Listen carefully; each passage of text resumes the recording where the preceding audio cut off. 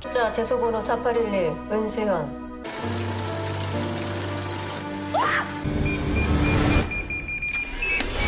건우가 어떻게 나갔지? Kali ini Minute akan membahas drama Korea terbaru yang berjudul Wonderful World. Tanpa berlama lagi, episode 2, mari kita review. An So-hyun disidang. Ia sama sekali tak menyesali perbuatannya dan tak meminta keringanan hukum. Ia pun didakwa selama 7 tahun. Kang Soo-ho sebagai pewarta harus dengan profesional menyampaikan berita tentang istrinya. Tapi ia tak mau dikekang lagi, dan berani meminta para penonton untuk menilainya sendiri tentang keputusan So-hyun yang menghilangkan nyawa anak mereka. Hancur sudah karir Soo-ho. So-hyun terus menolak kunjungan dari suaminya itu. Meskipun begitu, So-ho masih terus mencari detail informasi mengenai kecelakaan yang dialami putranya. Terkuak ada beberapa nama besar yang terlibat, dan itu bertumpu pada satu titik, yaitu anggota Kongres Kim Jun. Kim Jun inilah yang akan Soo-ho ungkap kasus korupsinya sebelum ia memutuskan mengundurkan diri. Kenapa Kim Jun bekerja keras dalam membantu tersangka penghilangan nyawa anaknya? Soo-ho membeberkan semuanya dari keterkaitan antara hakim, pengacara, dan juga Kim Jun. Karena Soo-ho dirasa cukup mengganggu Kim Jun, akhirnya ia mengeluarkan senjata pamungkasnya, yaitu sebuah foto atau video di pintu rumahnya, dan mengancam akan memberikan file itu pada So-hyun. Masalah An So-hyun masih menjadi pro kontra di masyarakat. Namun begitu, masih ada para penggemar yang mengirimkan surat di penjara, memberikan semangat untuknya. So-hyun menjalani hari-harinya di penjara. Seperti kata pepatah, hidup segan mati pun tak mau. So-hyun bahkan tak merasakan apapun ketika mesin jahit merobek lengannya. Hatinya sudah mati, tak bisa merasakan apapun lagi. Dunia So-hyun berhenti kala ia kehilangan putranya. So-hyun lalu mengingat kembali saat kejadian naas itu. Ia yakin jika sudah mengunci pintunya, tapi Gunwoo tak mungkin bisa membuka pintunya sendiri. So-hyun terus saja menyalahkan dirinya, seharusnya ia bisa mengeceknya kembali. So-hyun mulai mendapat bantuan dari teman satu ruangannya, tak dibiarkannya So-hyun bekerja. So-hyun pun mulai dekat dengannya. Ia berterima kasih atas bantuannya dan membelikan kacamata baru. So-hyun akhirnya bisa tersenyum dengan teman barunya itu.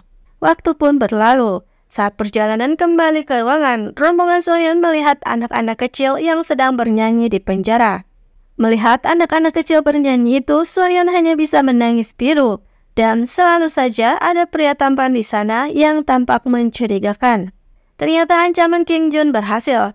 Karena tak ingin melukai So-hyun, Soo-ho pun akhirnya memilih pergi meninggalkan hasil penemuannya tentang kecelakaan putranya itu. Ia memilih untuk menjadi koresponden di Amerika. Ibu Soo-ho pun meminta keluarga So-hyun untuk tak mengganggu kesuksesan anaknya itu. So-hyun akhirnya mau menerima kunjungan Soo-ho. Soo-ho begitu merindukan istrinya. Tapi So-hyun malah berkata, ia melarang Soo-ho untuk datang lagi. Itu adalah pertemuan terakhir mereka. So-hyun meminta untuk Soo-ho menjalankan hidupnya. Soo-ho harus bangun dari mimpi. Bagaimana mungkin Soo-ho akan menjalani hidup dengan istri seseorang yang sudah menghilangkan nyawa? So-hyun sengaja berkata kejam seperti itu. Dan Soo-ho pun pergi ke Amerika. Tahun demi tahun pun berlalu. So-hyun menjalani hari-harinya di penjara. Pada hari yang bersalju, sang ketua sel menceritakan kisahnya jika ia juga sama dengan So-hyun, membalaskan dendam pada suaminya yang telah berselingkuh dengan membakar ruangan itu. Namun ternyata api menyebar hingga terkena seluruh rumah. 4 orang meninggal dan 1 anak usia 8 tahun diketahui selamat. Teman So-hyun sang ketua sel menceritakan hal ini karena tadi pagi ia mendapat kabar jika dirinya sekarat. Hasil pemeriksaan kesehatannya tak bagus. Ia pun memberitahukan hal itu pada So-hyun dan meminta tolong pada So-hyun. Kelak So-hyun akan memberikan surat-surat yang telah dibuat olehnya kepada anak yang selamat itu. Dan 3 tahun pun kini berlalu. Kim Jun menjadi kandidat calon presiden. Diam-diam ia membuat strategi dengan mengumpulkan informasi para calon kandidat yang lain yang bisa dijadikan alat untuk menjatuhkan lawan. Terlihat seorang pemuda tampan bekerja di pusat pembuangan mobil. Dan pria ini juga lah yang pernah terlihat menjadi sukarelawan di penjara tempat So-hyun berada. Setelah mendapatkan tugas, pemuda itu segera mendatangi lokasi. Diberitahu jika salah satu kandidat mencuci uangnya di sekolah milik dari sang istri calon presiden. Pemuda itu diam-diam menyelinap masuk ke sekolah untuk menemukan berangkas. Dan ternyata pemuda itu adalah tim suksesnya Kim Jun.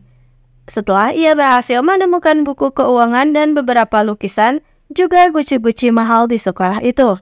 Ia pun membagikan hasilnya. Dan tiba waktunya Soo-hyun keluar dari penjara. Segera ia mendatangi makam Gun-woo, anaknya. Ternyata sang pemuda itu pun juga ada di area pemakaman itu. Terlihat dua orang dengan penderitaannya ditinggal oleh orang-orang terkasih. Hujan pun turun, namun sang pemuda datang menaungi Soo-hyun. Soo-hyun menolak, tapi pemuda itu berkata jika Gun-woo pasti akan sedih melihat ibunya seperti itu. Dan begitulah pertemuan dua orang asing itu. Dan episode 2 pun berakhir.